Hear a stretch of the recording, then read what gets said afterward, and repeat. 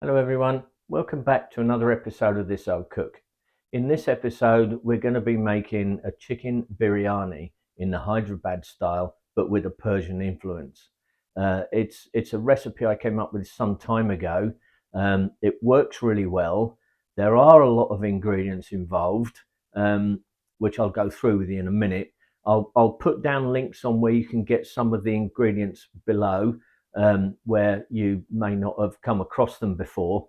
Um, we need to do it in I'm going to do it in two bits because we need to marinate the chicken overnight first, in some herbs and spices. So without further ado, I'll go over there and get set up with the ingredients and go through them with you in a second. See you in a minute. Right, so I'll go through the ingredients with you now for what we're going to use for the whole dish.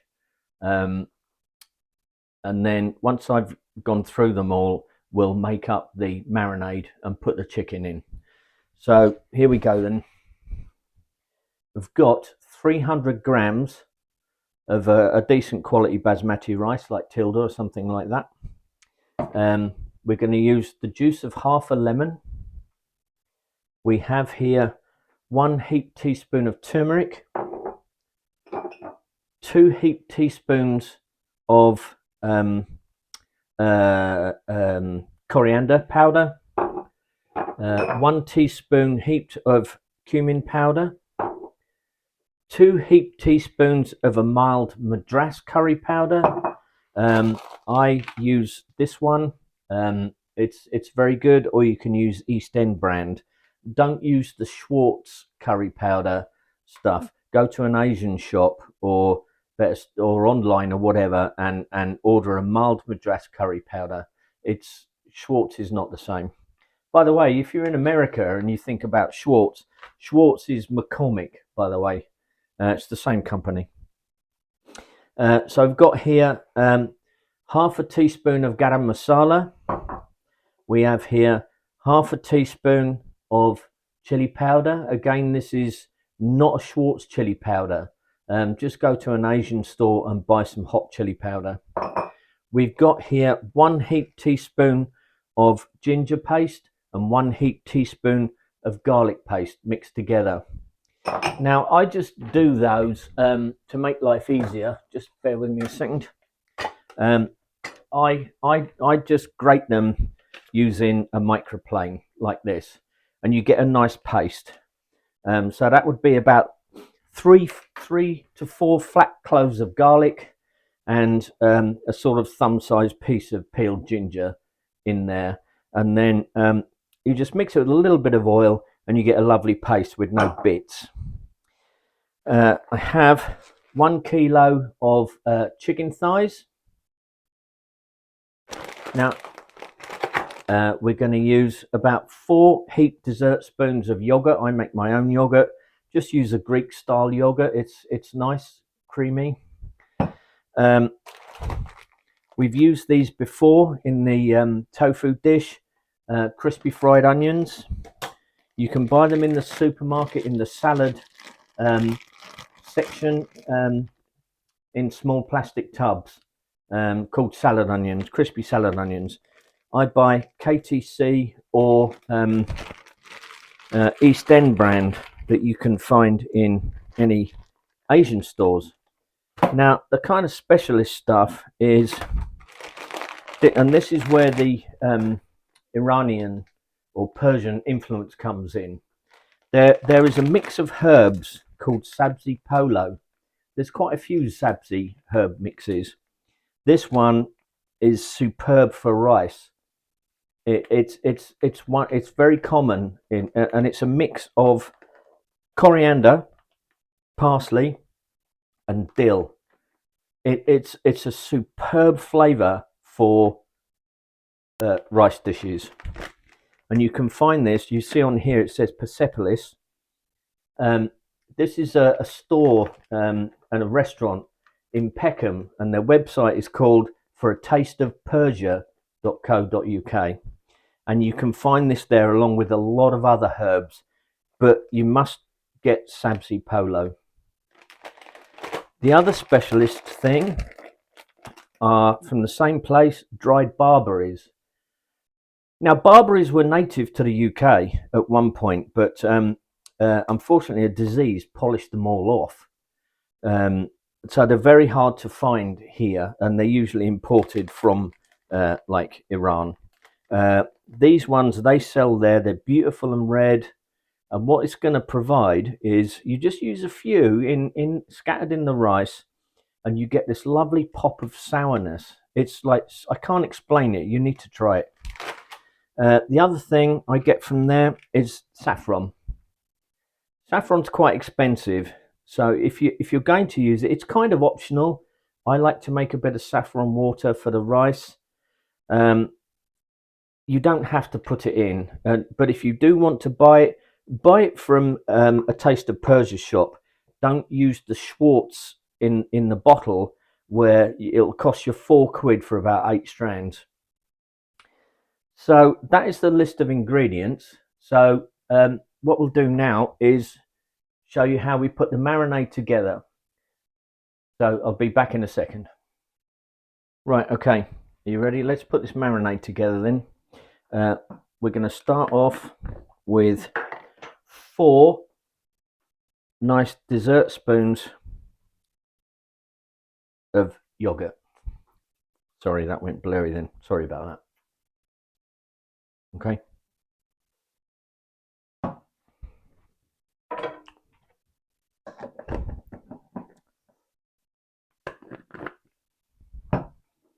We're going to add the ginger and garlic paste. Can you see that okay? The ginger and garlic paste going in now.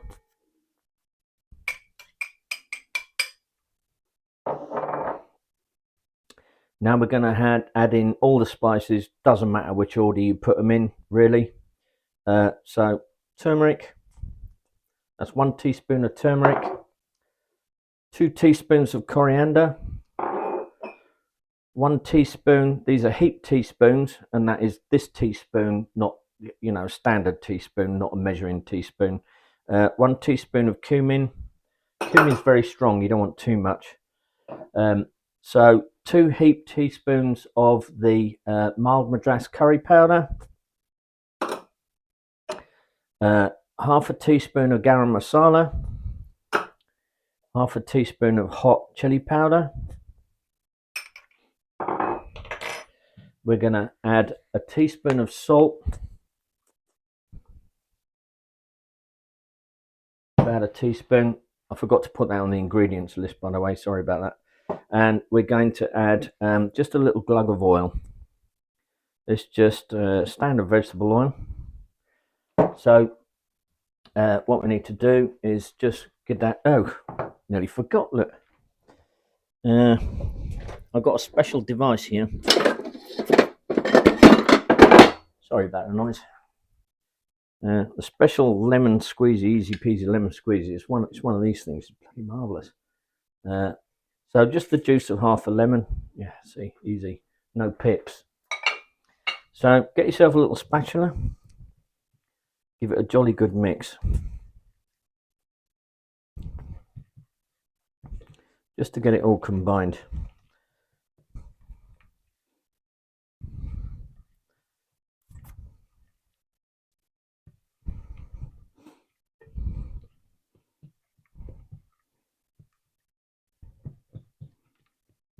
And that smells really good.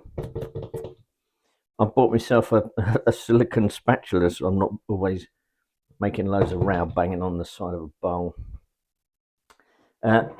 Okay, that smells good. So now we go in with the chicken. So I have here 8 pieces of chicken. So we're just going to go in with the chicken. There's enough marinade for a kilo of chicken, is plenty.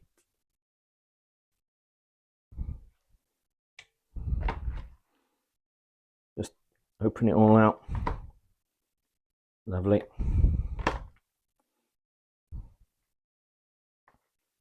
Don't worry, it's all going to go in.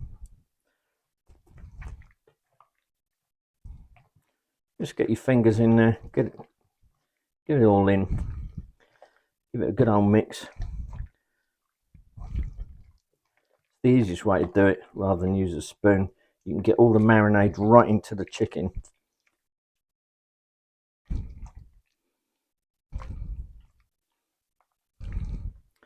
The effect that the yogurt and the salt have is a kind of tenderizer. The yogurt, this is the yogurt I make's a live yogurt, but it doesn't have to be live yogurt. Just a nice Greek yogurt is good. So that's it now. I'm going to cover that with foil. I'm just going to wash my hands. Right, so that's the marinade done. I'm going to cover that in foil now, and that's going to sit in the fridge overnight for 24 hours. But obviously you have to wait 24 hours. It's going to be in just a minute. I'll be back and I'll show you how to put this together and cook it. See you in a minute. Right, okay, it's the next day now. So I'm just bringing a pan of water to the boil here. So I'm going to cook the rice. Now, Basmati rice cooks in about 10 to 12 minutes. So we only want to partly cook the rice. So I'm going to put in a load of salt in the water. You want nice bit of salt in the water. That's fine. So we only want to cook the rice for about 5 minutes, no more. It'll be well undercooked, but that's fine. We just want to start the cooking process off. So when that comes up to the boil, I'll add the rice and cook it for 5 minutes. So once I add that in, which is going to be about now, looks good. Put that in. Quick stir. I'm going to reduce the heat on my cooker here down to medium high, so number 12, and I'm going to cook that for 5 minutes. When that's done, what I'm going to do is I'm going to rinse it under the tap with cold water to halt the cooking process, and then we're going to let it sit while we build the biryani. So we'll come back then. I'll be back in a minute. Right, so this is the rice now partly cooked. I strained it off and then I run it under some cold water. It halts the cooking process. It does still, of course, continue to absorb a little bit of water. And the rinsing off of the starch makes it stay lovely and fluffy and separate. So that's now done, ready to use in the dish. So we'll move on to the next step now, where we're going to build this. So keep watching. Right, so here's the chicken. We're going to uncover and take the foil off so you can see what it's like.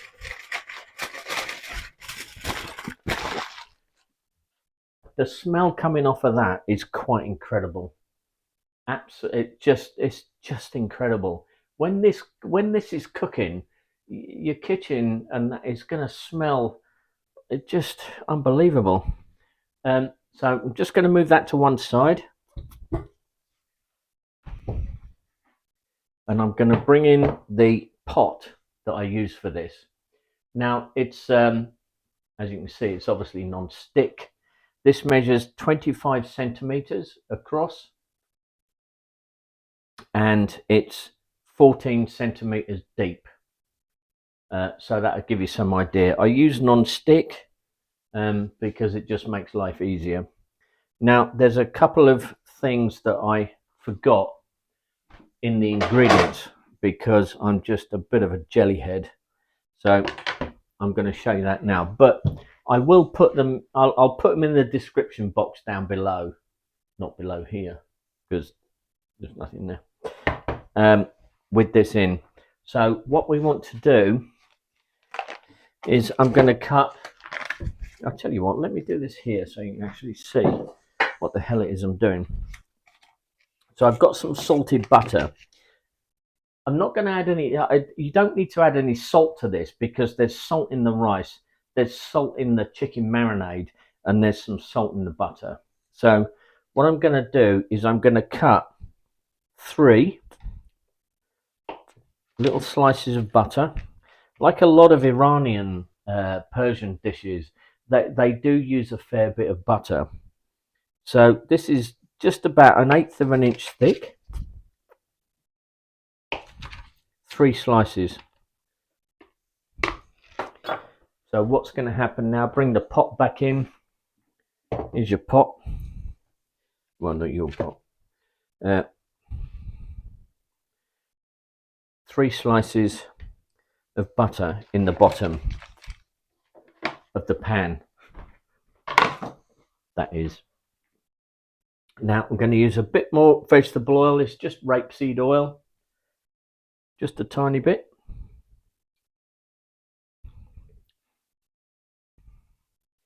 Like so. Now I'm going to get the chicken and I'm going to put the chicken in the bottom of this pan.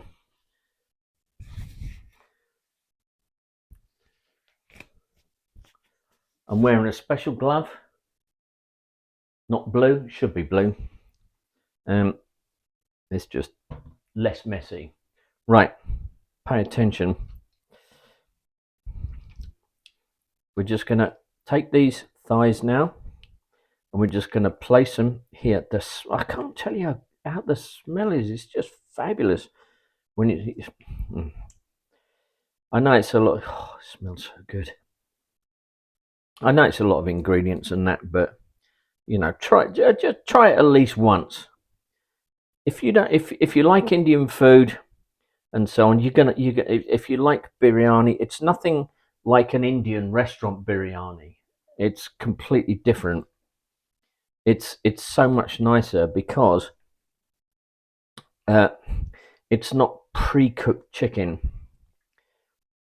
This is going to take an hour to cook, that's all. But once the lid's on, and we have a special kind of technique with the lid. Right, so that's the chicken in. Just let me take this messy glove off. Right, oh. Just give my hands a quick wash. I've got a bit of schmear on it. Right, so we're now ready to build this. So this is the important part. If you skip through this, you're going to miss a lot. So we have all our ingredients together that I went through yesterday. So what we're going to do is, there's no real quantities here. You'll kind of see what I put in. So I've got a sort of handful of those crispy fried onions first, just in there, maybe a little few more.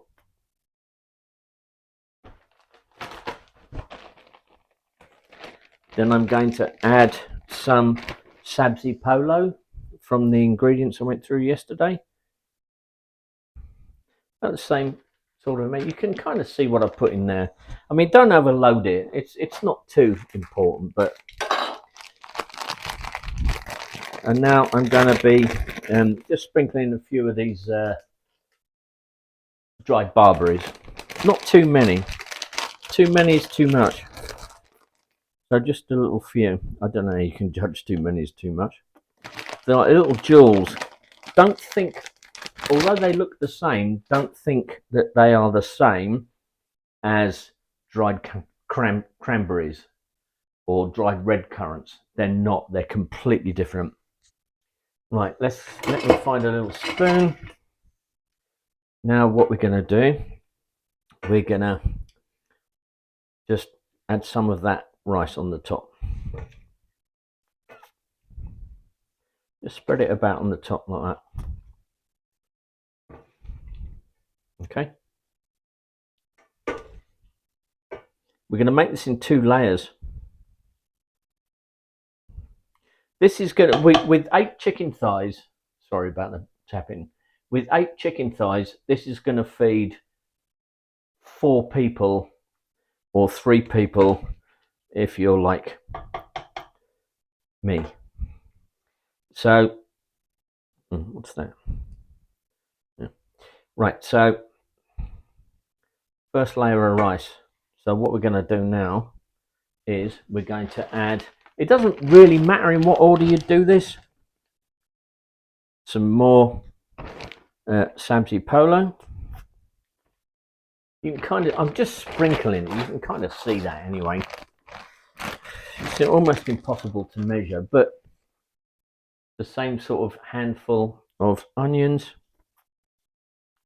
A few more. Never have too many onions.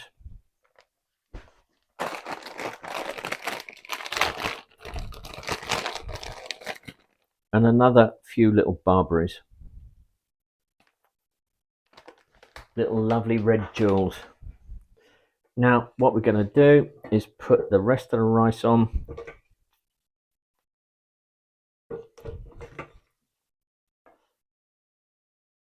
This is kind of a Hyderabadi style of biryani with the addition of the herbs and the barberries are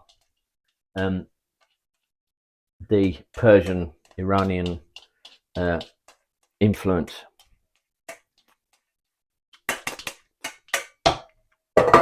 Right, that's kind of all the rice.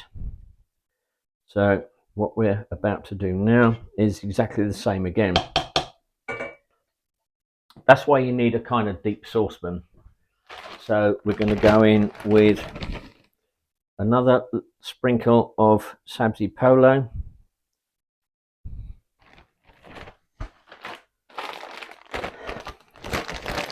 On the topping, we're going to have a real generous portion of crispy onions. You got to try this. I know I'm asking a lot because there's a lot of ingredients and so on. So it's not everybody's dish, but I'd love you to try it. And if you did, put it in the comments below what you thought of it. A few more little barberries. That's enough. So what we're going to do now is we're going to make some chimneys for the steam to rise from the bottom of the pan to come out. You'll see.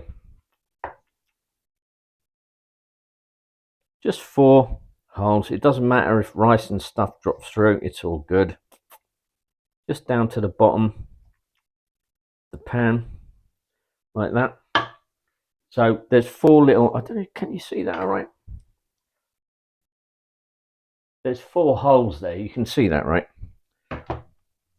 Now, as I said, it's kind of an option. It's an expensive option, but I like to add some saffron water, and I have here a little pinch of saffron. Just put in some boiling water, just a little drop, and it creates a beautiful color and a smashing flavor in the rice. So we're just going to add that.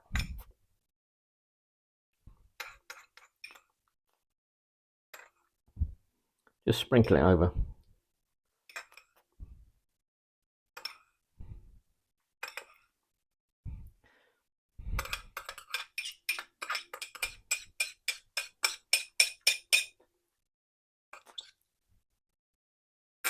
Lovely.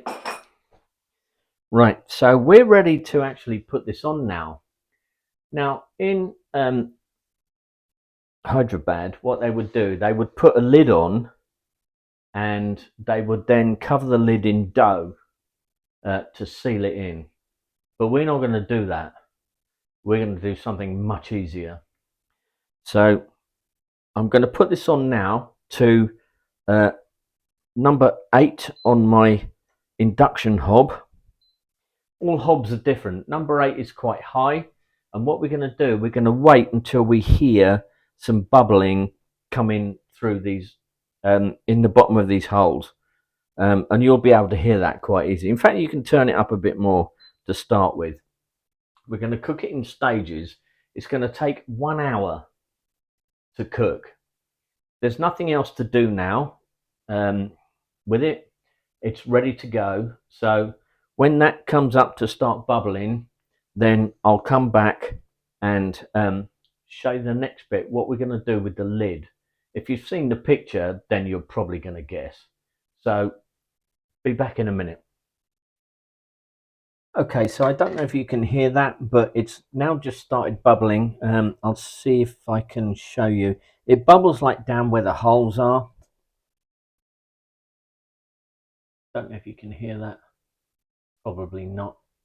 Can't really see it very well. So what I'm going to do is I'm going to turn that down now to on my thing. It's number 8. I would say a medium to high heat. And instead of doing the pastry thing, what we're going to do is we're going to take the lid of the saucepan. I know you can't see it, but you don't need to see me wrap a saucepan lid in a tea towel, do you?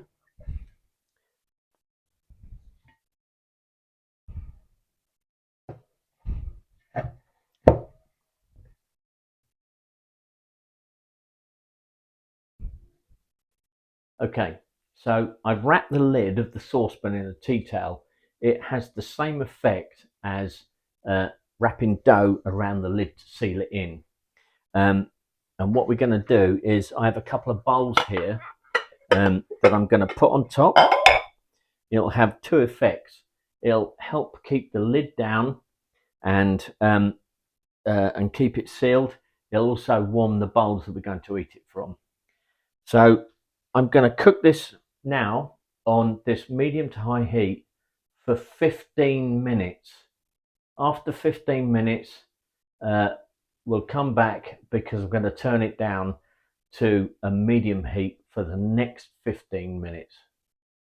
Back in a minute. Okay, so it's now been 15 minutes on medium to high heat. I'm going to take the bowls off so you can see what's going on.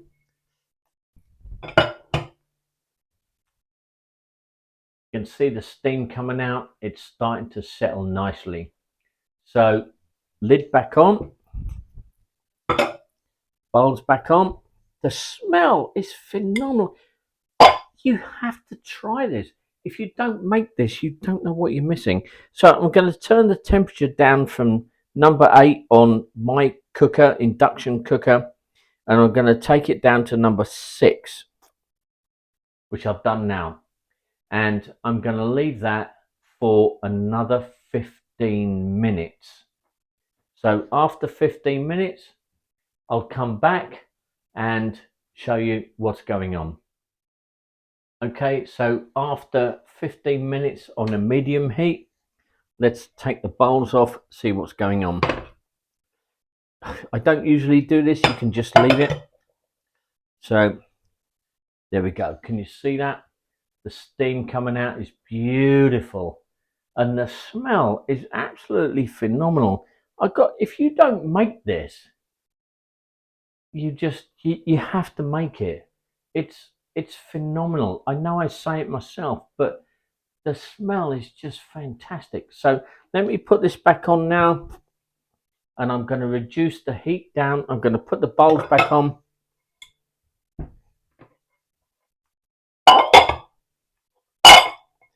And I'm going to reduce the heat down now to number 3 on here, which is low. And I'm going to leave it like that for 30 minutes now. So that's the last 30 minutes. Right, so it's been 1 hour now. I'm going to take these bowls off. The bowls are nice and warm. And you'll see this as I do. Look at that. The smell is absolutely phenomenal. So what I'm going to do now is turn the heat off under it. And I'm going to add 3 slices of butter that will soak through the rice.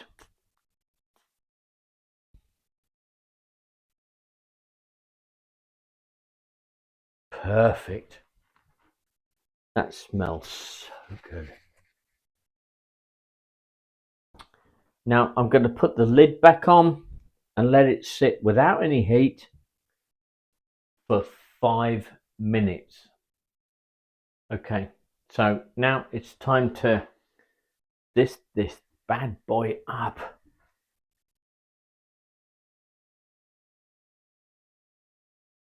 It's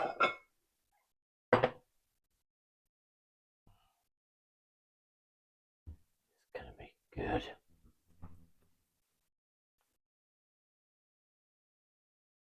Ready? Let's go.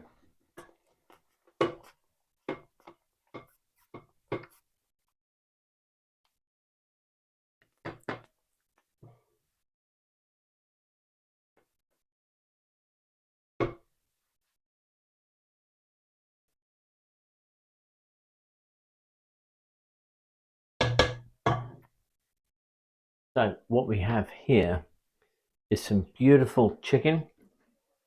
Sorry about the noise.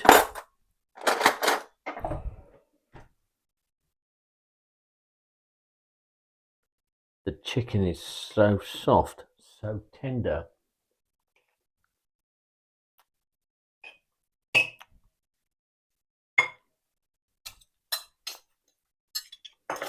Pretty phenomenal, I've got to say.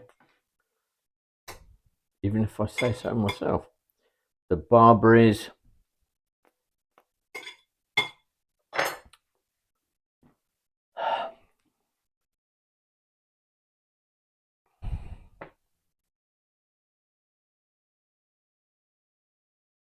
This is a chicken biryani in the Hyderabadi style with Persian twist. Well, I hope you enjoyed that. If you did, let me know in the comments down below, and thanks for sticking with it if you've got this far. If you like what I'm doing, consider subscribing and liking. It's free, it doesn't cost anything, and it lets YouTube know that I'm doing a reasonable job. So having said that, I'll see you on the next one.